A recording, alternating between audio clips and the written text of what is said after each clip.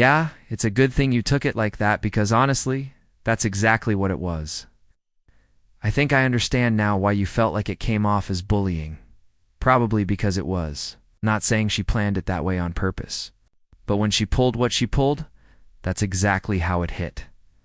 And hey y'all, welcome back to the channel. Don't forget to smash that like button. Hit subscribe, share this video, and let me know your thoughts in the comments. You already know who we're talking about. Let's get into it, Tiffany. Miss Supermayor herself. She loves throwing these little events. But here's the thing, nobody actually shows up. Even when she brings in actual celebrities for her so-called Taste of Thornton. Guess. How many people pulled up? 7. That's right. 7. And no, they weren't just random folks from the community. These were hand-selected guests. That's who came out to feel the vibes. So when Tiffany hyped this thing up like it was about to be the event of the year, it was giving full-blown delusion. It's like someone who already had 3 full plates, dessert before lunch, and still rolls up to the buffet like they're starving. That's Tiffany. Her hunger for attention, way bigger than anything she can actually pull off. In her head, she's a celebrity. In her head, she's beloved. Which is probably why she thought she was cruising to a big win. But instead, she got washed. Total landslide. Her version of reality and actual reality, 2 completely different worlds. Now, this last party she tried to throw, she knew there was a guy in town who ran a car show that people actually loved.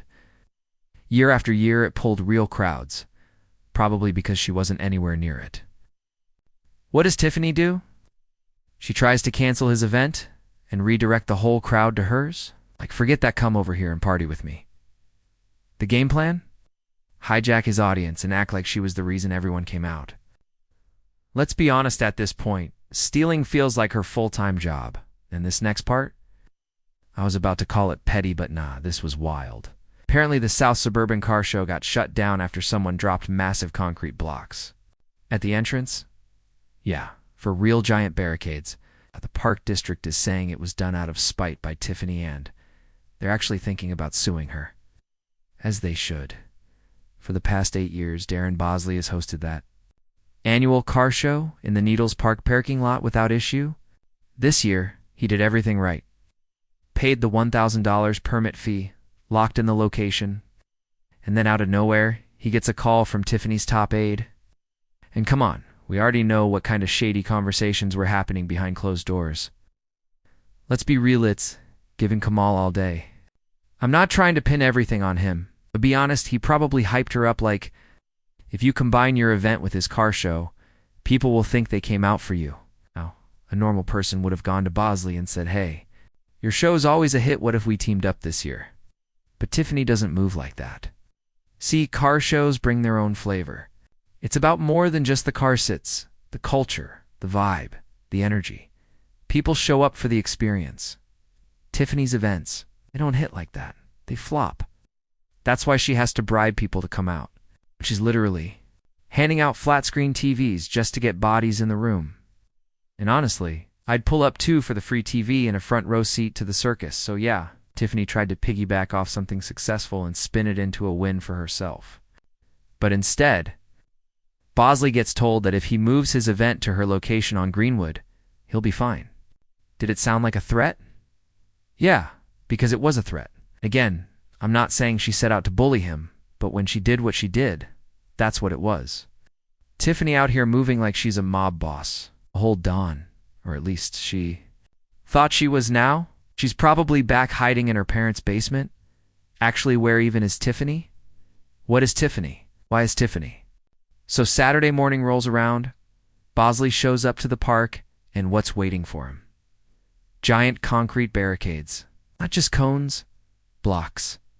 And to top it off, Dolton police threatening to tow any car that tried to park.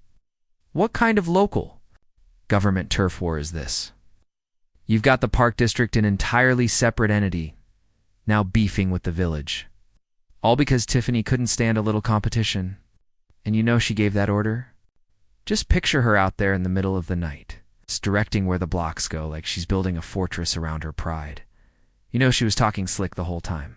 Of Of course she was. Park District President Cleo Jones didn't hold back. He came out and said it straight. Mayor Henyard has no authority over Park District land. He fully believes she sabotaged the car show just because it was too close to her little house music event. And honestly, it's probably right. She didn't want competition. She wanted to hijack that car show crowd, spin the optics, and make it seem like everyone was there for her. So she could keep pushing this fantasy where she's beloved, important, the reason people show up.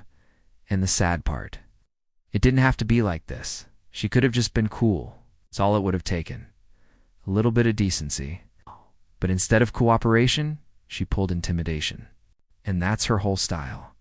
That's her default setting. Anytime she wants something, she doesn't ask. She applies pressure. She shows up ready to steamroll whoever's in her way. That's been Tiffany Henyard's playbook from day one.